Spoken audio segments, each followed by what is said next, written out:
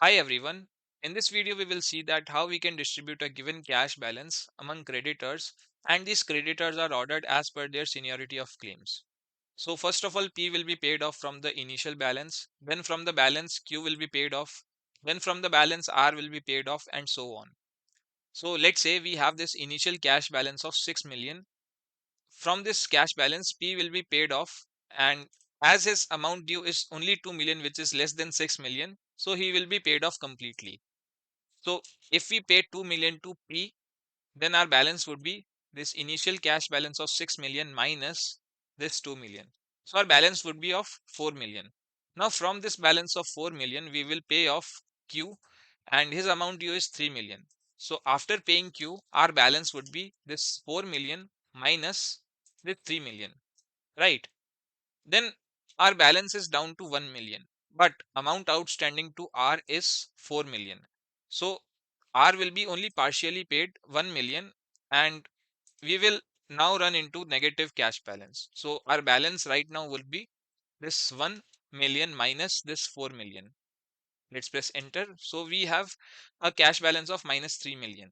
Let's drag this down. So from here on, either the creditors are not fully paid or they are not paid at all. But these creditors where our cash balance was positive, these are fully paid up. So now let's try to do this thing using dynamic array function. So we can use here scan function. What we will do, we will use scan function, and our initial cash balance was 6 million. Our array of amount dues is this, and then we will start writing our function. So it will be lambda. We are denoting the previous cash balance by X and the current amount due by Y.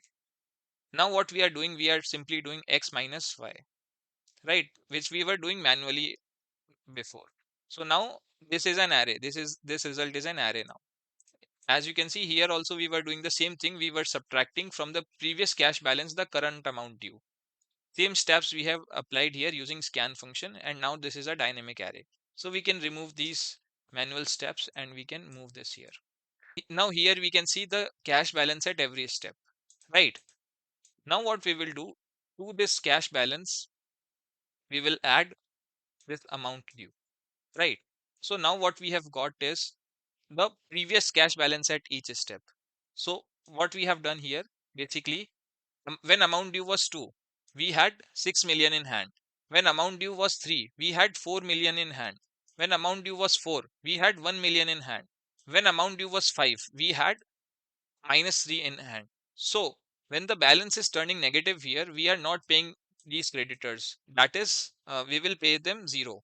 So what we have to do, basically, we have to find, if let's say this is 2, right, amount due is 2 and we have balance of 6, so he will be paid off completely. So here we will pay him off 2. Again here we have balance of 4 and amount due is only 3, which is less than 4, so we will pay him off completely, which is 3 million. Now here we have 4 million, but the balance is only 1 million, so we will pay him off the minimum of the two. So here it will be 1. Again here we will see that here the amount due is 5 million, but the balance is minus 3. So here again it will be minimum of the two, minus 3, but we are not paying, we are not getting anything from the creditors. We are not paying them off anything. So negative number is not eligible here. So what we will do, we will write 0 here. So maximum of 0 and that negative number. And then again here 0 as well. So this is the distribution of cash out of this cash balance among these creditors. So let's see how we can do this thing now. So what we will do, we will use map function here, equals to map, and we will map these two arrays, this one, comma, this one, this array of cash balances. Now what we will do, we will denote each of the values in these two corresponding arrays by, let's say, A comma B. So A stands for this amount due from this each values from this array, and each values from this array, that is the balances at each step, is denoted by B here. And what we are doing, basically, we are finding minimum of A comma B, right? Minimum of A comma B. So we got this result here, but again we don't want this negative numbers. There is no relevance of these negative numbers here. So what we will do, we will supplement it by maximum of 0 comma this minimum of a comma b. Let's press enter and we have got this as a result, and this is what we wanted to do. There is also one alternative way which we can employ here. So let me remove this from here, and this is our final result. What we can do, we can copy this complete part. Let's paste it here. And instead of this max and min functions, what we can do, we can use median here. Median of 0 comma a comma b. And this will also give us the same result, because let's say if we order 2 comma 6 comma 0, so what will be the number in middle? It will be 2. Let's say if we order minus 3 comma 5 comma 0, so what will be the number in middle? It will be 0 again. So that's why median will also work, and using max and min will also work out here. So now let's try to wrap up all the steps in a single function, and we will go with this median function. So we can delete this here. And now what we have this array in F7 hash. So what we will do, we will copy this part. Let's copy this. Let's come here and let's paste it here. So we got this as a result. And now we have again these two references, E7 hash. So what we have in E7 hash, we have this. So let's copy this. Let's come here and let's paste it here. And let me do this. So now we are down to the formula where we have only the user inputs there, no intermediate steps. So we have here an array of amount dues and the cash balance, initial cash balance that we have, right? And we can take inputs from the users for these two values. So let amount due be this range. Alt enter to move to the next line. And then what we can take as input, it is the initial cash balance. So initial balance, right? And it is this value, comma, then starts our function. So let me press alt enter, and this is our function.